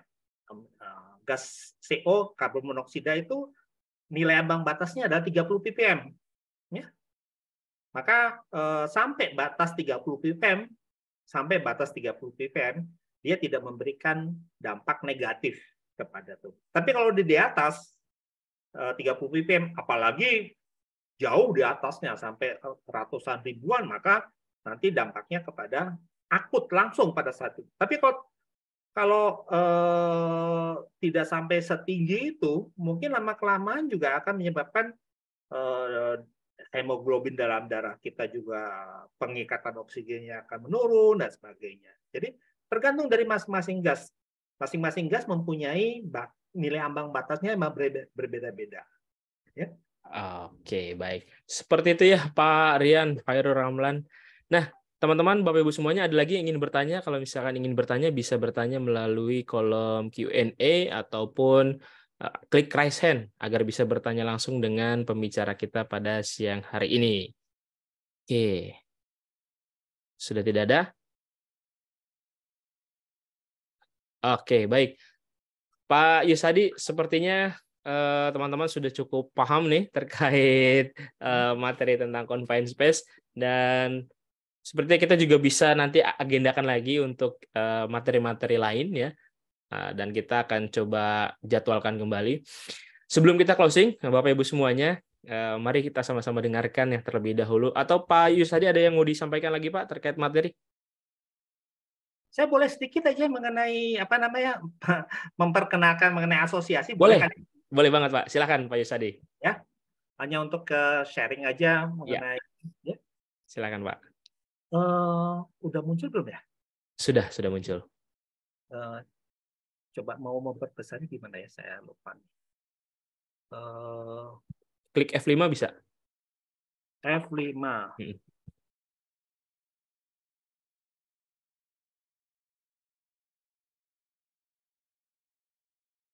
Bisa nggak, Pak? Atau yang di atas, nah resume slideshow juga bisa. Klik. Oke. Ya. Oh, yang ini ya. Bentar. Bukan yang ini. Bentar, maaf ya. Stop share. Terus. Oke, nggak apa-apa lah. Ini aja ya. Oke, boleh Pak. Silakan Pak Yusadi. Jadi ini sekalian jaga apa namanya Asosiasi Ahli K3 Kimia Indonesia ini sebetulnya adalah nirlaba. Kita hanya agar supaya punya apa namanya kepedulian mengenai K3, utamanya mengenai kimia ya. Nah, kemudian sebenarnya ini asosiasi sudah dibentuk tahun 2011, udah cukup lama, cuma memang kita belum formalkan. Jadi baru kemarin ini kita buatkan aktenya supaya lebih resmi lah, supaya sah. Akte notaris, kemudian juga ahunya juga baru kemarin Mei. Nah, saya juga diminta sebagai ketua umum, jadi ya sebelum saya apa namanya ini ya saya coba berikanlah yang terbaik. Misinya adalah membangun dan meningkatkan kesadaran dan kepedulian masyarakat luas tentang pentingnya K3, terutama yang hubungan dengan proses kimia. Jadi kadang-kadang kan proses kimia itu kayaknya rumit, padahal mungkin enggak lah ya. Visinya adalah meningkatkan produktivitas perusahaan kimia, kompetisinya, untuk kompetensi dari karyawannya, dan juga dalam pencapaian budaya K3. Ini juga merupakan salah satu daripada yang kita inginkan. Tugas dan tanggung jawabnya meningkatkan dan memberikan pendampingan kepada anggota. Nanti ini juga udah mulai ada banyak anggota. Jadi sebagai satu asosiasi ya kita berharap bahwa ini menjadi satu media untuk meningkatkan kompetensi ya, baik itu perusahaannya maupun kepada kepada anggotanya, karyawannya ya. Kemudian juga kita bekerja sama dengan institusi dari pemerintah, misalkan kayak Menaker dan segala macam, untuk bisa mencapai goal mereka ya, nil kecelakaan dan sebagainya. Kemudian membantu proses peningkatan kompetensi anggotanya. Jadi nggak hanya selesai jadi ahli K3 kimia atau ahli K3 lingkungan kerja, tapi kita juga pengen nggak hanya sampai situ, tapi juga pengen mereka punya kompetensi yang lebih. Kemudian berikan resolusi antara perusahaan anggota dengan kementerian. Kalau misalnya tidak tercapai compliance-nya, pemenuhan, apa yang kita bisa bantu gitu ya. Kemudian berikan masukan dalam pengembangan peraturan ya. Beberapa waktu yang lalu kita selalu diminta masukan oleh pemerintah, ini kita mau membuat peraturan, bisa nggak masukannya? Ini kita suka. Kemudian membahas peran aktif dalam pembahasan proses kejadian kalau misalkan terjadi kecelakaan. Beberapa kali saya juga diminta untuk bisa berikan masukan kalau ada investigasi segala macam. Sehingga ini tidak hanya personal tapi nanti dalam bentuk badan. Ya. Kemudian keanggotaannya memang ini terbatas pada ahli K3 kimia atau memang pemerhati keselamatan K3 yang hubungannya dengan kimia. Ya. Dan pakar yang diminta untuk kontribusi. Ada beberapa yang tidak, misalkan di perguruan tinggi, mungkin peneliti segala macam, ya kita bisa menjadi anggota. Benefitnya apa? Mendapatkan bantuan, konsultasi misalkan ya. Ya selamanya sebagai nirlaba ya kita selalu berusaha untuk memberikan bantuan ya, konsultasi segala macam. Kemudian juga kita perlu bisa akan meningkatkan kompetensi ya, bidang K3 kimia. Kemudian mendapatkan kesempatan untuk karir ya. Terutama setelah kita tingkatkan kompetensi ya, kalau ada perusahaan yang minta referensi ya bisa kita berikan referensi dan mendapatkan kesempatan untuk kontribusi. Nah, saya juga berharap nanti saya juga nggak mungkin terus-menerus sebagai narasumber. Harapannya nanti ada penerus-penerus dari generasi-generasi selanjutnya. Ya. Jangan saya aja terus ya. Programnya kita akan menambah anggota, kemudian sosialisasi program kayak gini. Kemudian kita juga akan melakukan webinar. Webinar namanya memang khusus mengenai K3 kimia. Rencana bulan Juli ini tanggal 1 kita ada webinar rencananya. Kemudian roadshow, ya tadi mungkin sekalian mensosialisasi ke beberapa daerah. Ini peraturan-peraturan, ini yang harus ikuti, ini loh yang kalau mau ikut, ini loh di PJK 3-nya ini yang menyelenggarakan dan sebagainya. Ya. Kemudian bekerjasama dengan Kemenaker dan Asosiasi LPK 3 ya, untuk meningkatkan kompetensi ya, narasumbernya ya. Dulu kita sering diminta untuk memberikan pencerahan lah ya kepada narasumber supaya meningkat kompetensinya, nggak hanya cuma ngasih tapi juga harus lebih paham, terutama yang praktisi. Kemudian program pemahaman aspek lingkungan kerja kepada anggota, pembahasan awal integrasi, ini juga harapkan juga nanti integrasi kepada ISO, SMK 3, DPPB dan lainnya supaya nggak masing-masing berdiri sendiri, repot nanti. Dan program mentoring kepada anggota untuk bisa meningkatkan kompetensinya. Jangan cuma ikut-ikut, tapi juga kalau ikut juga harus bisa punya meningkat kompetensinya. Nggak, ya siapa tahu sekarang mungkin jadi mungkin dari tim staff, tapi siapa tahu nanti bisa jadi manajer atau mungkin bisa jadi direksi dan sebagainya. Mungkin ini yang saya bisa sharing ya. Mudah-mudahan kalau memang ada ahli K3 kimia di sini bisa bergabung dalam keanggotaan. Oke, terima kasih Pak Arif. Oke, baik. Terima kasih Pak Yus Hadi atas pemaparan materi dan juga pengenalan tentang asosiasi. Sebelum kita closing ya, Bapak Ibu semuanya, mari sama-sama kita dengarkan closing statement dari pembicara kita kepada Pak Yus Hadi. Dipersilakan untuk memberikan closing statement-nya. Baik, terima kasih. Sekali lagi saya ucapkan terima kasih kepada Militama, juga kepada teman-teman yang memang sebagai pemerhati mengenai K3. Saya cuma mau memberikan closing bahwa confined space, ruang terbatas, kita juga harus lihat itu sebagai satu area yang mempunyai bahaya. Dan setiap bahaya selalu ada risikonya. Maka tidak ada satu orang pun yang mau menerima risiko yang tinggi. Karena kalau risiko yang tinggi, dampaknya juga akan tinggi. Ya. Dan ingat, kita cuma punya satu tiket nih. Tiket nggak bisa bolak-balik nih. Tiketnya sekali berangkat nggak bisa pulang nih. Ya. Jadi harus hati-hati kita pakai tiket ini. Ya.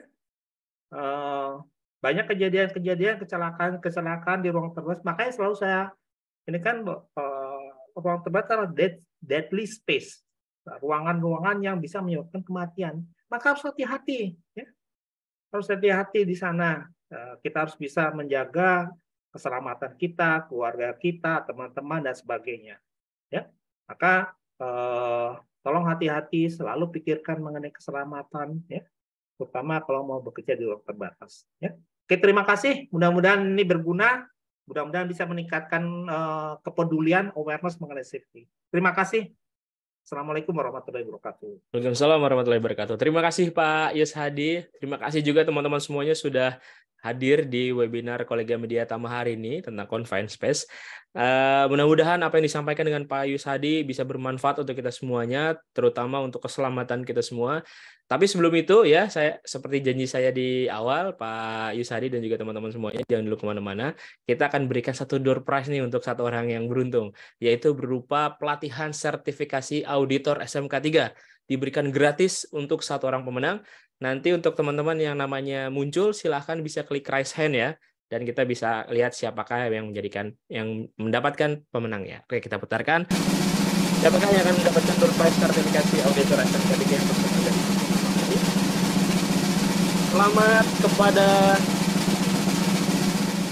Desa Fatimah Zahra. Apakah ada? Saya cek. Oh, oke, ada. Selamat kepada atas nama Desa Fatimah Zahra mendapatkan satu buah door prize sertifikasi auditor SMK 3 persembahan dari Media Tama Academy. Dan nanti akan dihubungi langsung oleh tim kami di hari Senin, di hari kerja, terkait persyaratan dan juga jadwalnya. Baik, sekali lagi terima kasih Pak Yus Hadi, terima kasih juga teman-teman semuanya sudah bersedia untuk hadir di webinar hari ini. Akhir kata saya mengucapkan wabillahi taufiq wal hidayah. Wassalamualaikum warahmatullahi wabarakatuh. Selamat siang dan terima kasih Pak Yusadi. Sehat Terima kasih. selalu. Sampai ketemu lagi.